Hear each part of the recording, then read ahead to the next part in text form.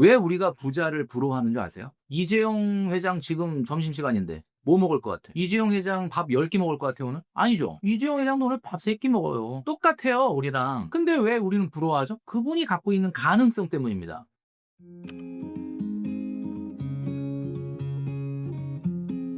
제가 20대 때 그런 생각을 하지는 못했는데 지금 와서 이렇게 돌아보면은 다른 사람들보다 조금 더 내가 나아갈 수 있었던 이유가 뭘까를 생각을 해봤을 때는, 그리고 뭐 굉장히 이렇게 좀 성공하신 분들, 그러니까 당연히 성공했다는 건 경제적으로도 성공하신 분들이에요. 그런 분들을 만났을 때 공통점으로 제가 느꼈던 게, 제가 딱 추출해낸 것 중에 하나의 아이디어가 뭐냐면 공통점이 있다. 그게 뭐냐? 이분들은 기본적으로 공금의식이 있어요. 돈에 대해서.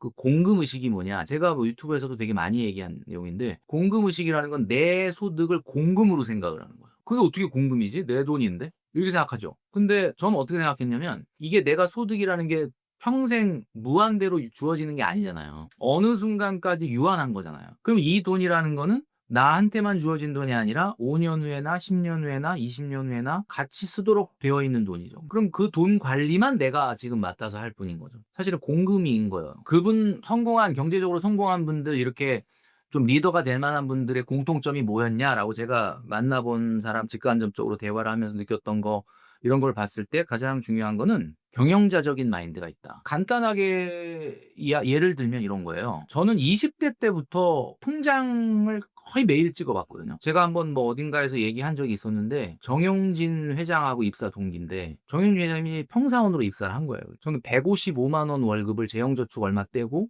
155만 원 받아서 124만 원 저축했거든요. 근데 그렇게 했던 이유가 뭐냐? 이 돈을 사실은 내가, 여러분들이 한번 생각을 해보세요. 어느 회사에 여러분이 CEO로, 팀장님이 CEO로 딱 부임을 했어. 첫 번째 출근한 날이야. 그럼 앉아서 지금 무슨 회의 한번 해야 되겠죠? 직원들 불러서. 그럼 이 회사에 내가 CEO로 부임했는데 가장 먼저 볼 소리는 뭘 것 같습니다?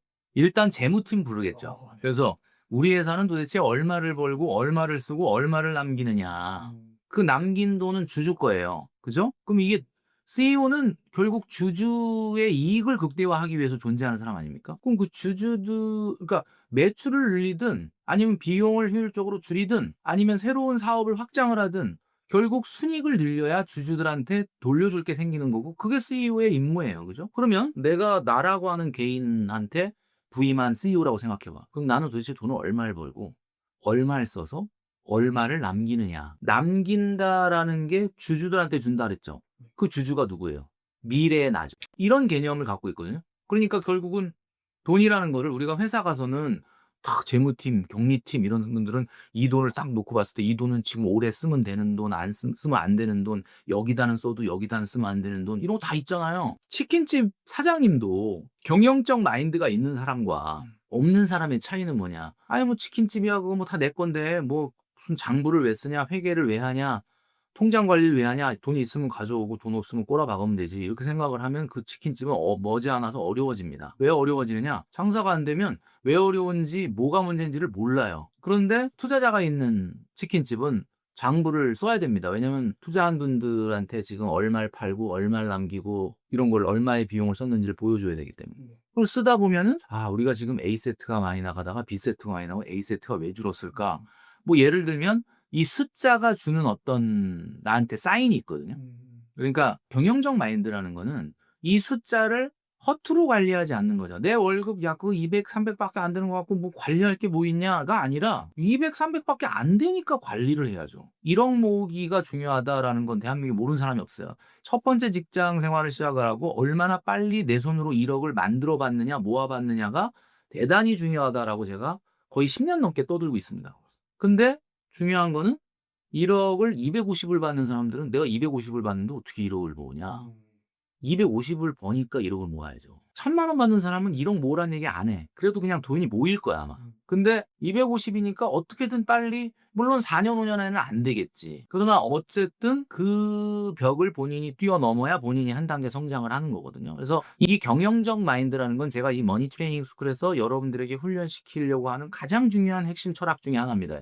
이게 돼야 돼. 그래서 저는 이제 이런 말들을 우리 멘티들하고 할 거예요. 뭐 예를 들면은 월 평균 소득이 얼마냐, 그 다음에 월 저축 금액이 얼마냐, 그 다음에 월 저축 대비 투자 비율이 얼마냐, 이런 것들이 대화의 주된 내용이 될 거예요. 그 예를 들면 뭐 월평균 소득, 가처분 소득, 잉여 소득, 자유재량 소득 다 다른 말이거든요. 근데 지금 들어서는 무슨 말인지 하나도 모르겠죠. 그만큼 내 월 소득에 대해서는 이런 회계적인 재량 어떤 숫자를 바라보는데 뭐 통계라고 그럴까? 이런 개념이 없는 거야. 그러니까 그냥 뭐 월 소득은 그냥 월 소득이고 월 평균 소득과 월 소득의 가장 큰 차이는 뭐냐? 예를 들면 이런 겁니다. 월 소득 얼마야? 이렇게 물어보면 대부분들이 월급을 얘기를 해요. 내가 물어본 거는 월 평균 소득은 에버리지 먼슬리 인컴을 얘기하는 거예요. 그건 뭐냐면은 보너스 상여금 다 받은 거를 n분의 1로 딱 나눠 갖고 12분의 1로 해서 월 평균 받는 금액 물어본 거예요.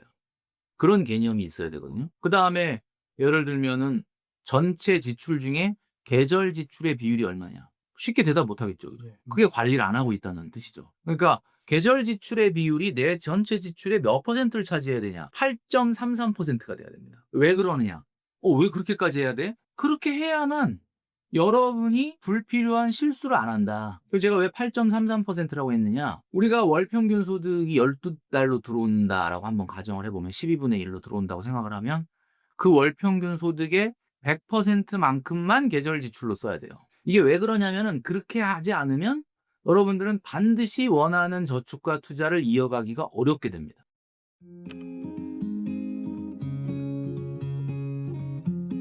굉장히 간단한 건데 그렇구나. 왜 우리가 경영적 마인드를 갖고 있어야 되느냐. 제가 지향하는 머니 트레이닝에 우리 멘티분들과 지향하는 거는 자수성가형 부자가 되는 게 아니라 자수성가형 부자의 그릇을 만드는 거예요. 문제는 뭐냐. 어떤 인생의 기회가 왔을 때 부자가 되는 사람과 안 되는 사람의 가장 큰 차이는 뭐냐면 그릇의 차이에 있어요. 그러니까 그릇이라는 거는 이런 거죠. 우리 그 스시집에 가면 간장 찍어 먹는 요만한 그릇을 갖고 있을 건지 아니면 굉장히 큰 항아리를 갖고 있을 건데 어떤 그릇을 준비하느냐에 따라서 밤에 폭풍우가 확 지나갔는데 아침에 딱 눈 떠보면 간장 종지만한 그릇을 갖고 있는 사람은 그 폭풍우가 지나가고 엄청난 비가 내리는데 나는 이렇게 딱 간장 종지에 가득 찰 만큼의 물밖에는 나는 담을 수가 없게 되는 거예요. 그런데 항아리를 갖고 있었던 사람은 그런 인생의 폭풍우가 지나가고 났을 때 항아리를 가득 채울 정도의 큰 물을 갖게 되는 거죠. 그 그릇이 어떻게 형성이 되느냐? 투자로 형성되지 않는다는 거죠. 투자는 승률의 문제지 승률 100%의 게임은 아니거든요. 여러분 최근에 나스닥 S&P 500에 22, 23년도부터 투자를 해서 성과가 되게 좋았던 분들 축하드립니다. 그러나 여러분들은 그건 여러분 실력이 아니거든요.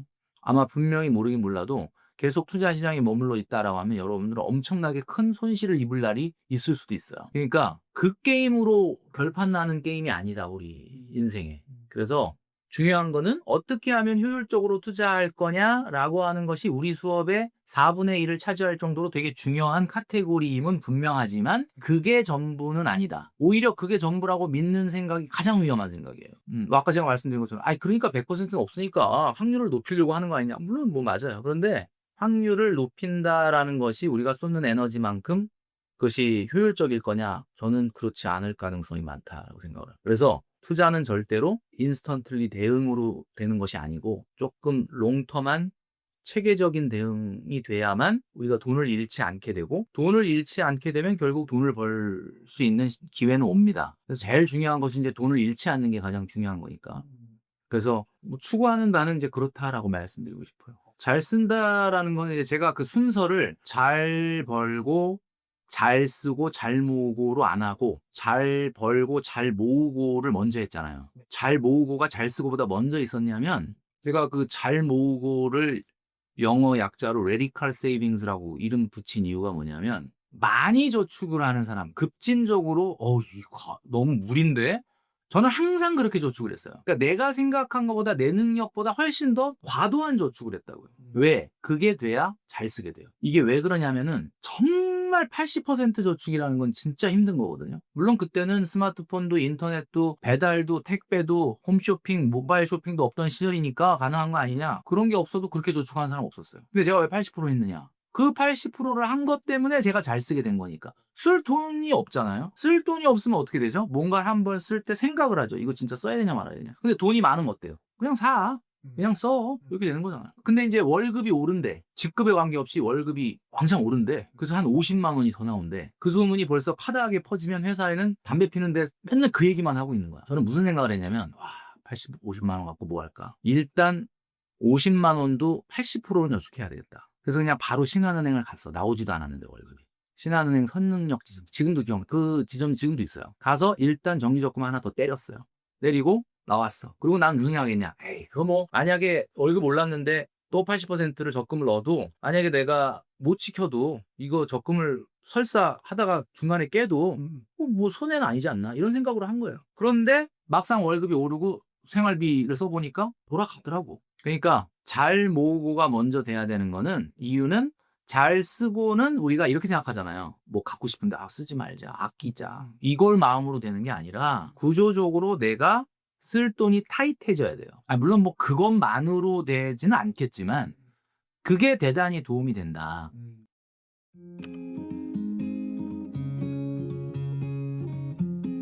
이 세상에는 두 가지의 기쁨이 있는데 가능의 기쁨이 있고 가능성의 기쁨이 있어요. 가능의 기쁨은 뭐냐? 저 포르쉐 살 수 있어요. 포르쉐 살 돈 있어요. 포르쉐 911 딱 뽑아. 우리 아파트 주차장에 딱 세워놔. 그게 가능의 기쁨이야. 내가 언제든지 타고 달릴 수 있고. 그죠? 근데 내가 그걸 왜 안 사느냐? 통장에 있으면 가능성의 기쁨이 되기 때문에. 가능성의 기쁨과 가능의 기쁨은 밸런스가 필요합니다. 뭐 우리가 사실 갖고 싶은 것도 가지려고 돈 버는 거지. 근데 아직 내가 포르쉐 911을 안 산 이유는 가능성의 기쁨이 조금 더 나한테는 더 중요하다고 보기 때문에 지금 가능으로 안 옮겨 놓은 거거든요. 부자는 가능성의 기쁨을 즐깁니다. 가능의 기쁨을 즐기지 않거든요. 뭐 우리가 경제학의 아버지라고 애덤 스미스가 이런 말을 했는데 부자는 부를 소비함으로 기쁨을 느끼는 것이 아니라 부의 연속성의 기쁨을 느낀다 이런 말을 했거든요. 근데 제가 그 말이 무슨 말인지를 좀 몇 년 전부터 깨닫고 있는 거야. 가능성의 기쁨을 사랑해야 부자가 되는 거예요. 대부분의 주식들이 너무 빨리 팔아서 손실을 봤다 뭐 이런 분들이 많잖아요. 그러니까 이 정도 올랐으니까 먹자. 이것도 나는 그게 되게 좋다고 생각을 했는데 많은 분들이 그래요. 주식으로서의 가능성의 기쁨으로 갖고 이걸 현금화해서 뭔가 물건을 사거나 뭐 더 좋은 걸 사거나 라고 한다면 가능의 기쁨은 있겠지만 가능성의 기쁨은 사라지는 거지. 그러니까 나는 통장 잔고에 있는 가능성의 기쁨이 너무 좋더라고. 이제 물론 쉽진 않은데 그 정도의 차이는 있겠고 그런 부분에 대해서 여러분들이 훈련이 돼야 됩니다. 그래서 가능성의 기쁨을 더 추구하는 여러분이 돼야만 더 위의 단계로 갈 수 있겠죠. 뭐 사실 우리가 경제 예측, 자산 가격의 미래를 맞추려고 하는 학습이나 공부를 한다면 그것은 자산 가격을 맞출 확률을 높여서 나의 자산을 키워주는데도 물론 도움이 될 수 있지만 더 큰 도움은 나의 마음의 평화를 주는데 도움이 될 겁니다. 왜냐하면은 불확실한 세상에 뭐 확실한 건 하나도 없는 확실한 거는 뭐 모든 것이 불확실하다는 사실 하나만 확실하거든요. 그런데 내가 이런 학습을 함으로써 뭔가 조금 더 미래를 다른 사람보다 잘 맞출 수 있을 거야 라고 하는 자신감이 생길 수는 있겠죠. 확률이 조금 올라갈 거라고 보고. 그러나 생각보다는 그것이 내 자산을 끌어올리는 데는 결과론적으로는 그렇게 도움이 안 된다는 게 기본적인 역사가 증명하는 일이거든요. 그럼에도 불구하고 우리의 이런 경제 예측이나 또 이런 트레이닝이나 이런 것들이 여러분들에게 도움이 될 거라고 저는 생각을 하는데 어떤 마음가짐으로 이거를 해야 되느냐. 제가 나이 먹으면서 느꼈던 게 무언가 좋은 게 생기면 정말 안타깝게도 안 좋은 게 생겨요. 여러분 이게 인생이거든요. 여러분도 느끼게 될 거예요. 이제 50, 60 넘어가면. 그러면 안 좋은 게 있잖아. 지금 여러분 힘들죠? 막 안 좋은 게 있잖아. 너무 막 괴롭죠? 이거 탈출하고 싶죠? 근데 지나보면 그 안 좋은 것 때문에 여러분들이 좋은 게 생겨요. 이게 참 인생이라는 건 그래요. 여러분이 느끼고 있는 진짜 기쁨이 있다. 그 기쁨의 원천은 고통에서 온 거예요. 여러분 군대 다 다녀오셔도 남자분들은 군대 얼마나 힘들어. 내가 갔다 온 군대가 제일 힘들어. 해병대보다. 방위를 갔다 온 사람도 내가 갔다 온 군대가 제일 힘든 거예요. 그죠? 근데 언제 기쁨을 느끼냐면 전역하는 날. 진짜 막 그 기쁨 어디서 온 거냐? 군대라는 그 고통에서 온 거예요. 여러분들 주말 너무 좋죠. 그 주말이 왜 좋아? 평일 시달려서 좋은 거야. 백수가 돼서 내가 한 달 놀아보니까 좋을 줄 알았는데 안 좋잖아요. 그러니까 자 보세요. 여러분 최근에 그냥 누구 말만 듣고 그냥 삼성전자에 몰빵을 해서 그냥 있는 예금 깨갖고 다 넣었어. 근데 어떻게 운 좋게 그냥 막판이다. 그런데 또 들어갔는데 또 그 다음에 많이 올랐어. 그래서 꽤 먹었어. 한 1,000만 원 넘게 먹었어. 너무 기쁘죠 요즘 막 점심시간이 즐겁고 그냥 밥 먹으면서 그냥 무용담 얘기하기가 너무 즐거우시죠. 근데 여러분은 많은 걸 잃었어요. 1,000만 원 얻은 대신. 뭐냐? 여러분은 이제 웬만한 거에는 별로 반응을 안 하는 사람이에요. 그리고 그러면 투자는 굉장히 어려워집니다. 그러니까 예금금리 2%, 우리가 주식에서 1년간 성과를 내는 뭐 장기 레이스에서 보면 보통 예금이자율의 3배에서 5배면 정말 성공한 투자라고 하는 거거든요. 근데 여러분, 지금 여러분이 무슨 주식 샀는데 1년 동안 10% 올랐다 그러면 막, 야, 이거 진짜 미치겠네. 안달병이 나게 돼 있어. 왜? 1,000만 원 버셨기 때문에. 좋은 일이 생기면 안 좋은 일이 생깁니다. 여러분의 평생의 투자는 이제 여러분이 아니라고 얘기할지 모르지만 여러분은 굉장히 스페큘레이티브해지고 투기병이 도진 쪽으로 간 거야, 이미. 근데 내가 남의 말을 듣고 들어갔다가 이번에 한 500만 원 막 진짜 피 같은 돈 1,000만 원 잃었어. 여러분 그건 너무 아파하지 마세요. 그것 때문에 여러분이 이 투자의 세계에서 자칫 자기 과신이 생기거나 겸손하지 않을 수 있었던 투자라는 것에 대해서 이건 정말 돈 주고도 못 사는 경험을 한 거예요. 그래서 이 세상에는 어떤 좋은 일이 생기면 어떤 나쁜 일이 꼭 따라오고 나쁜 일이 생긴 게 나쁜 게 아니라 좋은 일이 생기기 위한 전조 현상이다.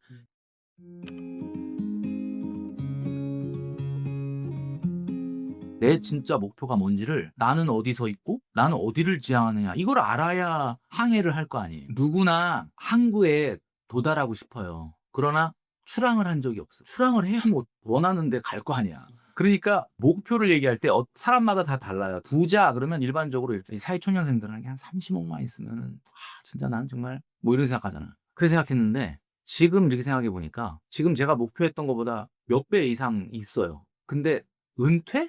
택도 없는 소리고 그런 목표도 좋지만 저는 이렇게 생각을 해요. 다 공감 안 하실 수도 있지만 저는 부자를 이렇게 정의합니다. 현재 여러분의 월 생활비를 여러분의 근로소득이 아닌 자본소득으로 죽을 때까지 벌 수 있는 사람. 그게 부자예요.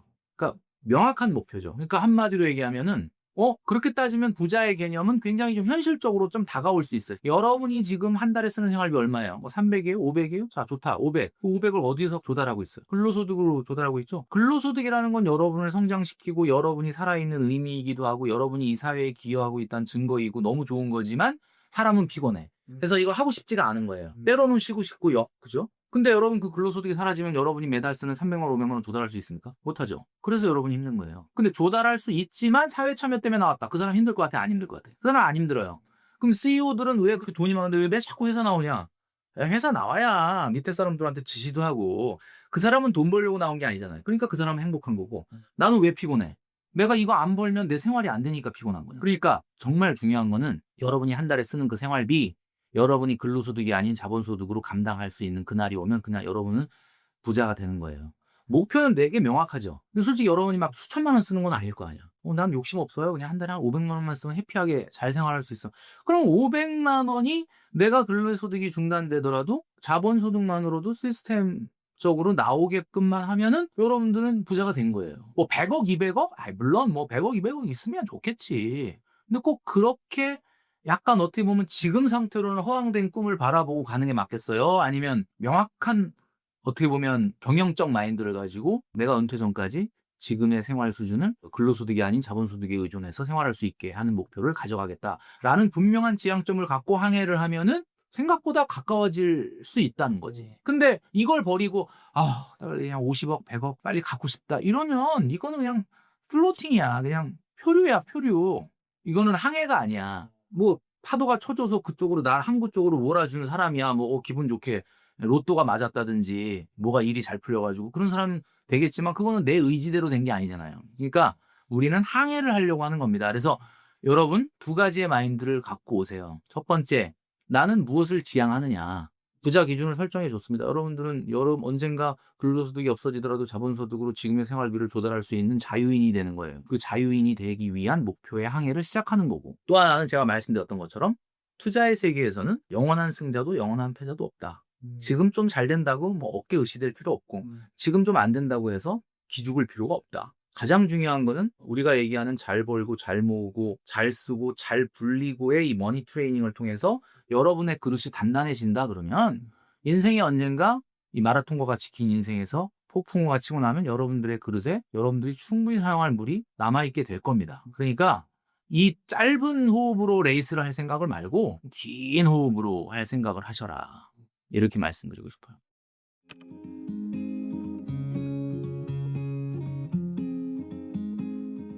결핍이죠.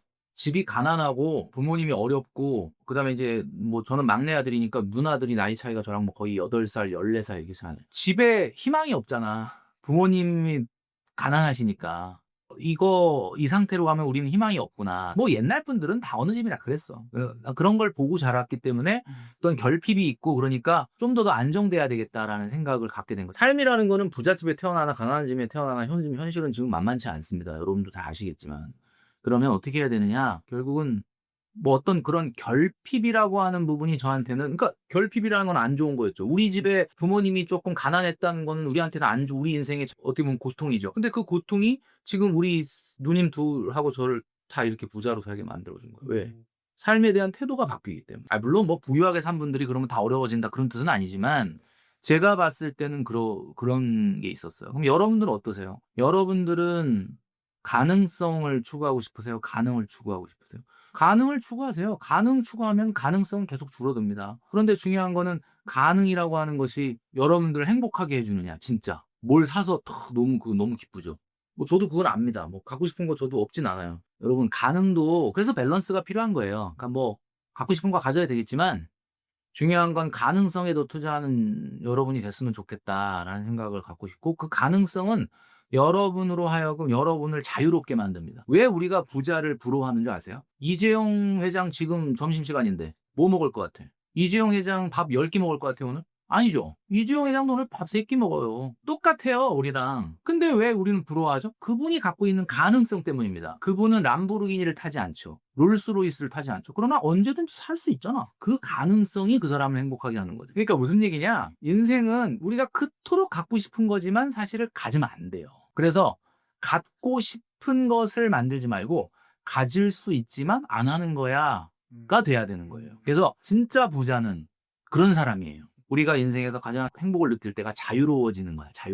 자유로워진다는 게 뭐야? 다음 주에 그냥 유럽 한번 가서 좀 둘러보고 오자. 할 수 있어요, 팀장님? 다음 주 출근해야 되죠. 안 되잖아. 그러니까 자유롭지가 않은 거야. 그런 생각은 머릿속에만 있지 실행을 못 하는 거야. 근데 부자는 다음 주에 유럽을 안 가더라도 갈 수 있어. 근데 그냥 안 가는 거야. 할 수 있는데 안 하는 거와 우리가 잘 쓰자라는 건 뭐냐면 할 수 없는 건 제발 하지 마세요. 지금 해서는 안 되는 건 하면 안 되는 겁니다. 예를 들면 뭐 이런 거 있잖아. 내가 무리해서 이걸 하나 가졌다. 무리해서 가졌다는 건 뭐야? 가지면 안 되는 거야. 그걸 왜 무리를 하냐고 거기에. 그걸 무리함으로써 다른 거를 잃게 돼요. 내가 무리해서 벤츠를 뽑았어. 내가 봐도 벤츠 정도 타면 안 되는 건 알겠지만 내가 차를 좋아하니까 벤츠를 뽑았다. 그럼 그 다음은 어떡할 거야? 그럼 나중에. 지금은 벤츠를 타는데 그럼 나중에 뭐 레일을 탈 거야? 내가 벤츠를 뽑는 날은 어떤 날이냐? 지금은 벤츠를 타는데 10년 후, 20년 후에는 벤츠보다 더 좋은 차를 탈 수 있을 것 같아. 그날 벤츠를 뽑아야 돼. 모르겠어. 그냥 일단 지금 가능을 갖고 나서 생각하자. 그러면 나의 미래의 가능성은 사라지는 거고 인생에서 가장 불행한 게 가능성이 없는 인생이에요. 희망이 있는 사람은 오늘 라면 먹어도 너무 행복해요. 왜? 내년만 돼봐라. 내후년만 돼봐라. 5년만 지나봐라. 희망이 있는데. 근데 내가 오늘 벤츠를 타고 다니는데 5년 후에 이 상태로 하면 갑갑하다. 그럼 그 사람은 벤츠 타도 전혀 안 행복하다고. 이게 훈련으로 되나요? 라고 얘기한다면 됩니다. 머니 트레이닝 스쿨은. 응었잖아. 뭐 PT 우리 받을 때도 운동해갖고 딱 몸을 만들었는데 이제 운동 이 정도 했으면 됐고 좀 뱃살 잡고 나오고 근육이 없어지겠지. 그러니까 어쨌든 그 훈련은 계속돼야 되는 건 맞지만 기본적으로 머니 트레이닝 스쿨은 저는 그냥 한 1년 정도를 같이 하면은 여러분이 인생을 살면서 돈 관리에 있어서의 모든 것은 다 배우게 될 거라고 봅니다. 그 이상은 저는 필요 없다. 이렇게 생각을 하죠. 많은 분들이 저도 이제 유튜브 많이 보고 뭐 이런 컨텐츠들도 저도 좀 보고 또 이렇게 저보다 인사이트가 있는 분들의 지식을 좀 배워야 되니까. 근데 많은 분들이 그런 얘기 하더라고요. 예측하려고 하지 말고 대응하라 이런 얘기를 많이 하더라고요. 저는 그걸 반대로 생각을 하거든요. 예측하려고 하지 말고 대응하라라는 거는 그거는 펀드 매니저가 해야 될 일이라고 생각을 해요. 그러니까 대응하지 말고 사실은 예측을 해야 됩니다. 우리가 그동안에 막 공포감을 느꼈던 게 나스닥 100, S&P 500 이런 시장이었어요. 그 시장이 지난 15년 동안 2022년도 빼놓고는 계속 올랐어. 그런데 이제 사실 이게 안 오른 지가 한 6, 7개월 됐거든요, 지금. 그러면은 미국의 나스닥 100이나 우리가 알고 있는 매그니피션트 7 기업이나 뭐 이런 빅테크 기업들의 뭐 수익이 지금 뭐 갑자기 떨어진 것도 아니고 투자금이 안 들어오는 것도 아닌데 왜 그러느냐라고 한다면 놀랍게도 우리는 어떻게 보면은 과거 주식시장을 공부하는 많은 분들이 펀더멘탈이라는 걸 얘기했지만 이미 주식시장은 지금 펀더멘탈로 움직이지 않습니다. 펀더멘탈로 움직이는 거는 한국 주식밖에 없어 지금은. 중요한 거는 바람의 방향이 바뀌고 있다. 매일매일 생기는 이벤트를 가지고 미래를 예측하는 게 아니라 커다란 흐름으로 어떻게 보면은 미국 같은 건 트럼프 집권 이후에 이제 2년 차 오고 올해 뭐 중간 선거 있고 이런 어떤 커다란 변화의 바람을 읽어낸다면 사실은 100% 맞출 수는 없지만 조금 대응은 될 수 있다고 보거든요. 그래서 제가 이제 그 돈줄람 유튜브에서 2024년 12월에 영상을 제가 2개를 찍었는데 그 2개가 뭐냐면 내년에는 그냥 꼭 주식을 해야 된다 그러면 한국 주식 하는 게 나을 것 같다. 이런 얘기를 했어요. 그건 제가 예측을 했다기보다는 그냥 던진 거야. 맞춘 것도 아니지 사실은. 왜 맞춘 것도 아니냐면 뭐 그런 확신이 있고 얘기한 게 아니에요. 왜냐하면은 뭐 주식이 너무 많이 올랐고 한국 주식은 너무 사실은 저평가돼 있고 하니까 환율이라는 게 이렇게 계속 끝없이 오르기도 어렵고 그러니까 원달러 환율이라는 것도 지난 5년간 봤을 때는 5년 이상 한쪽 방향으로 갔던 적이 없으니까 그냥 나도 찍은 거야.